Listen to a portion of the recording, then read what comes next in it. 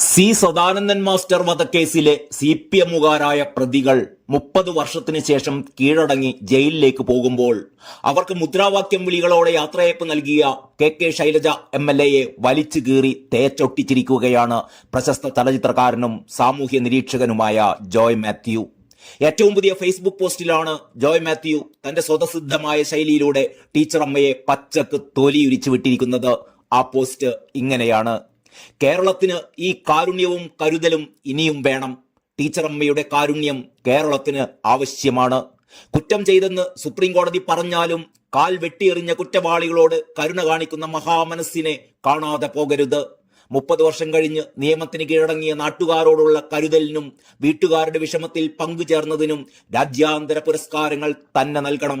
ഈ നന്മമരം അടുത്ത തവണയും കേരളത്തിൽ ഏറ്റവും വലിയ ഭൂരിപക്ഷത്തിൽ നിയമസഭയിലേക്ക് ജയിച്ചു വരണം. പാർട്ടി അനുവദിച്ചാൽ മുഖ്യമന്ത്രിയും ആകണം. ലാസ്റ്റ് ലൈൻ BGM ഇട്ട് കേൾക്കണം. നന്മയുള്ള ലോകമേ. ഇത്രയുമാണ് ഫേസ്ബുക്ക് പോസ്റ്റ്. അന്തങ്ങൾ ദയവായി സംസ്കൃതത്തിൽ കമന്റ് ചെയ്ത് വിജയിപ്പിക്കുക എന്ന് ബ്രാക്കറ്റിൽ ഇതിന് താഴെയായി കൊടുത്തിട്ടുമുണ്ട്. സാധാരണ ജോയ് മാത്യു CPM നേതാക്കളെ വിമർശിച്ച് പോസ്റ്റുകൾ ഇട്ടാൽ അതിന് താഴെ അന്തംഗമ്മികൾ കൂട്ടം കൂട്ടമായി വന്നെത്തി ജോയ് മാത്യുവിനെ തെറി വിളിക്കുന്നത് പതിവാണ്.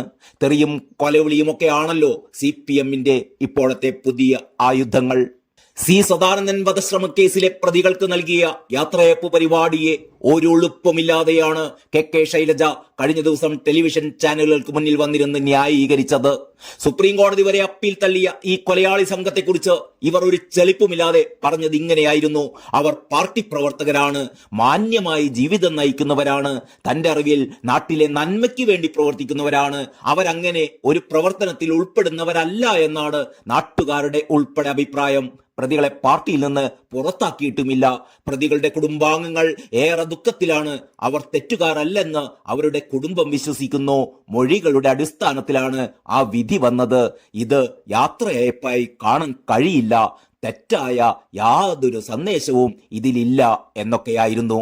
BJP നേതാവും രാജ്യസഭാ MP-യുമായ സി സദാനന്ദൻ മാസ്റ്റർ വധശ്രമ കേസിലാണ് CPM പ്രവർത്തകരായ 8 പ്രതികൾ വർഷങ്ങൾക്ക് ശേഷം കോടതിയിൽ കീഴടങ്ങിയത്. സദാനന്ദൻ മാസ്റ്ററെ ഉരുവച്ചാൽ ടൗണിൽ വെച്ച് ആക്രമിക്കുകയും ഇരുകാലുകളും വെട്ടിമാറ്റുകയും ചെയ്ത കേസിൽ 30 വർഷത്തിന് ശേഷമായിരുന്നു പ്രതികൾക്ക് 7 വർഷം ശിക്ഷ വിധിച്ചത്. മട്ടന്നൂർ ഉരുവച്ചാലിലെ പഴശ്ശി രക്തസാക്ഷി മന്ദിരത്തിൽ CPM നേതാക്കളും പ്രവർത്തകരും ഈ പ്രതികൾക്ക് യാത്രയയപ്പ് നൽകുകയായിരുന്നു. പ്രതികളെ യാത്രയാക്കാൻ സ്ഥലം MLA-ആയ ശൈലജ ഉൾപ്പെടെയുള്ള നേതാക്കൾ CPM Pazhassi south local committee ഓഫീസിൽ എത്തുകയായിരുന്നു.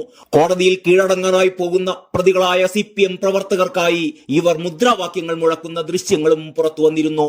കോടതി നടപടികൾക്ക് ശേഷം പ്രതികളെ കണ്ണൂർ സെൻട്രൽ ജയിലിലേക്ക് മാറ്റുകയുണ്ടായി.